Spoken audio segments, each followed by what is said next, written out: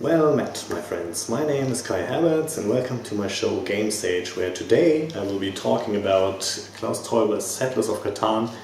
This is the Star Trek version, but I guess it's very similar to the original Catan, except there's a few more cards that try to offset some of the problems the original Catan had. But those were actually few problems, because I used to write in February 2013, I wrote a blog post and I used Settlers of Catan as the game to explain these rules of great board games, because it is the modern day classic. It's an excellent game, sold millions of copies with all the expansions and the base game.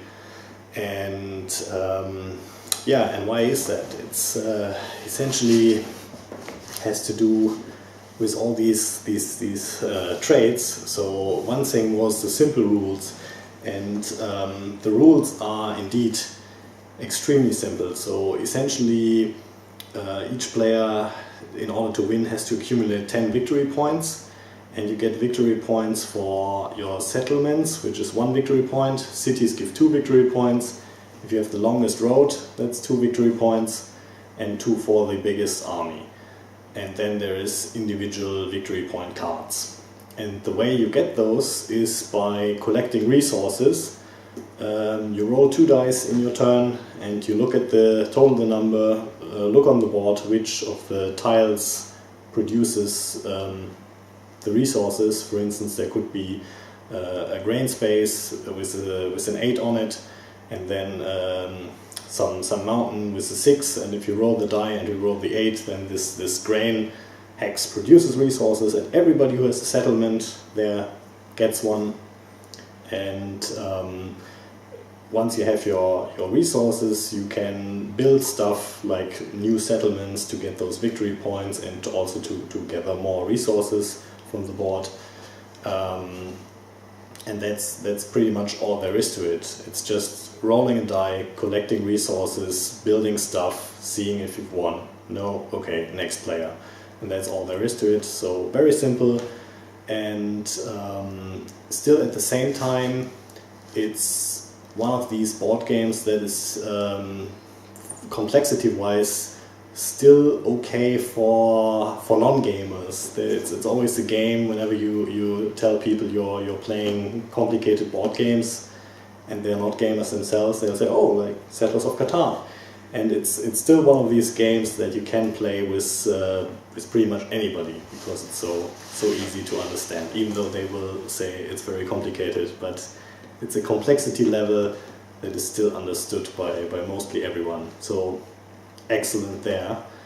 Then the minimum downtime, that's also already kind of done with this setup, because, as I said, you just roll the die. Then everybody gets resources who's on the correct tiles, so everybody is still somewhat involved. You can still get resources in the other player's turn. Then you can trade with the active player, so you can make him an offer and say, oh, I will give you a sheep that you need for your settlement, but I need some ore for my city building, whatever. So you can negotiate during the other player's turn. Then once that is done, he's just going to play to build new stuff, and then it's already the next player's turn. So the turns move very quickly, and you still get to do stuff during the other player's turn. So there is virtually no downtime whatsoever. What else is there? No player elimination. So this is one of the points that was criticized by my gaming group. You can't attack the other people. Whenever there is a settlement, that's there until the game ends. So even if you manage to completely wall in another player, they will still have at least 2 settlements, and they will still get cards, and they can still participate in the game. So there is none of this, oh, you've been kicked out, sorry, you have to wait for an hour until we finish the game. So that's heated.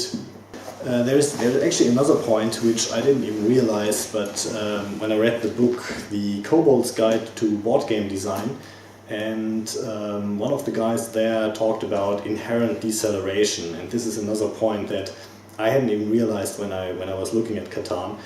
The way it's set up, to get these 10 victory points, you only have 5 settlements, so you can only get 5 victory points with a certain type of resource, and then you need to make technology shift towards cities, where you need for settlements you need clay, wood, sheep and grain, and for cities you need a lot of grain and ore. And also for these special cards you need ore, grain and sheep.